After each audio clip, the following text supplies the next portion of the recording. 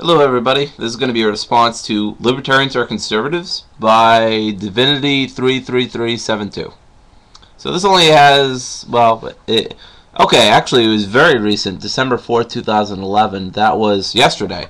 So actually this is a very, sorry about that. This is a very recent video response. I thought this was an older video or something. But anyway, her video response, and it's a she, is a response to Libertarians Are Not Conservative, which is by the Messianic Maniac, which was December 2nd, 2011. So none of these are old videos, which I originally thought they were for some reason. But I didn't check the date, so that was stupid of me. So I want to put my own thoughts into this, coming from a left-libertarian perspective, and I'll put left-libertarianism in the from Wiki, in the sense of left-leaning market anarchism. In the description, although I don't know if I call myself a market anarchist anymore, but that's neither here nor there. I do want to discuss some things more of what Divinity is talking about than Messianic. I'm sorry, I don't know how to pronounce the name. I think he's completely on the dot, although I don't think we should be, saying, Republicans, if you think you're a libertarian, you're probably not conservative. If Republicans think they're like libertarian, they're probably not libertarian as far as I'm concerned. But either way, and I won't be able to do this as fast as Messianic does, so I won't even bother. But I do want to, because Divinity even says that she's coming from a limited. This is pretty easy video response for me. So I only watched it once. No offense to you, Divinity, but you did admit that your knowledge of libertarianism is rather limited, and so is your limited knowledge of natives, which I'll get into later. That was really weird that you brought that up. But anyway, so basically, first off, you have to realize there are multiple types of libertarians. What you're talking about are sort of the constitutionalists, some minarchists, more so constitutionalist types of libertarians who are, specifically American-based, and who think that 1776 was, oh my god, it was the best period of all time, and I just wish we could go back, and slavery. But anyway, so there are certain types of libertarians, and I'm not one of those constitutionalists. I don't want to go back to 1776. I don't really like slavery. I don't really like, colonialism. I don't really like, all the sort of religious fanaticism that we still had back then, we still have now. So I guess what difference has been made, right? But I mean, I haven't drawn up a list, so I don't know what else to say besides I don't really want slavery. I don't like Alexander Hamilton. He and a lot of the Federalists basically pushed for a more centralized government so they could have more control. Basically, the Constitution was written up by a huge minority of rich, white, older for that generation, or for that time period, I should say. They were older. They were old for that time period, especially people like Benjamin Franklin. Mostly old, rich, white people who had some of which, a good portion of which, I believe, had slaves, and who were talking about liberty, equality, and property. Or originally Jefferson in the Constitution talked about equality instead of whatever he talked about. Originally it was liberty, equality, and property, or something like that.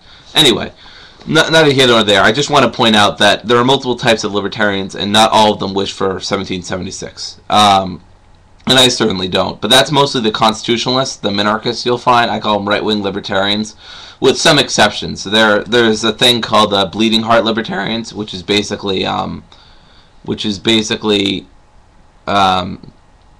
radical minarchist, I guess you could call it. And a radical minarchist is sort of like a radical minarchist is basically a minarchist who eschews for the most part electoral politics. They're pretty progressive on a lot of things. They like to mix up the sort of left-wing and libertarian ideas. But, Messianic is right on. For something like libertarianism to happen, and let's not get into whether it's laissez-faire or whatever, it would have to be a revolutionary change. And if you're looking for a revolutionary change, I suggest looking up agorism, agorism. I will link that in the description. Now, I'm not as big of a fan of agorism as I used to, but I still think it's a great thing for libertarians to know about. I think a lot of the strategies are good, a lot of the ideas are good. even if it borrows heavily from things like dual power and other thinkers who have already said things like that. Samuel Edward Konkin III, who's the guy who came up with agorism, excuse me, basically, you know, put more of a left-leaning ideas into libertarianism, which I want to see more as a left libertarian myself. Also, you'll see people pronounce it agorism. They're the same thing, sort of. I mean, they do really mean the same thing, or at least they should, but I won't really get into that here. Just know if someone says agorism or agorism, they're talking about the same concept. They just might apply it differently. But it's more of a semantical difference than a substantial difference. Sorry, I'm moving around. Just trying to get comfortable. So, and then you talk about indigenous people. I'm only going to talk about this really briefly. I'm not going to kiss the foot of anyone I didn't oppress. I'm sorry, but I didn't have anything to do with my ancestors oppressing anybody. And that's really the only response that deserves. I don't know where that came from. I don't know why you brought that up. I don't know how that was related.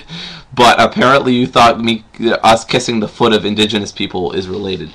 Not only that, but you said you didn't even have a big knowledge of how indigenous people are living. Now, as far as I know, a lot of them live on reservoirs, or resorts. Not exactly a good lifestyle, but I wouldn't say they're an absolute shambles, as far as I know. But I've only been to like one of those things before, and that was like in New Mexico. So it could be worse in other places. I don't know. But again, I'm not speaking for indigenous people. I really don't think I could. I'm talking from a privileged position where I don't know where they've gone through. I probably will never know what they've gone through because I'm a white male. But anyway. So I just wanted to address this. Basically, what libertarians you're talking about in the video are constitutionalists and minarchists. Basically, there's a whole other strain of libertarian thought, which is more radical than that. You could, you know, the next step up, I guess, would be anarcho-capitalists, and then agorists, and then maybe look into mutualism, or I guess it'd be anarcho-capitalism, voluntarism, agorism, mutualism, and then maybe voluntary socialism or something. But anyway, let's not debate whether socialism is voluntary or not. I'm just giving you the terminology, or the way I think it goes up. But either way, I just wanted to clear up that libertarianism is indeed revolutionary and radical. It has nothing to do with conservatism as far as I'm concerned. I'm going to be making another blog post on this, but I'm going to link in the description a first blog post that I had on whether libertarians are conservative or not, and I do not believe they are. I believe they're revolutionary, radical, and we should not be concerning ourselves with conservatism. And I'm going to make another blog post about that in the coming week. And I thank you for your video, Messianic. I thank you especially for your video, because I really fucking hate it when libertarians call themselves conservatives, because we're not.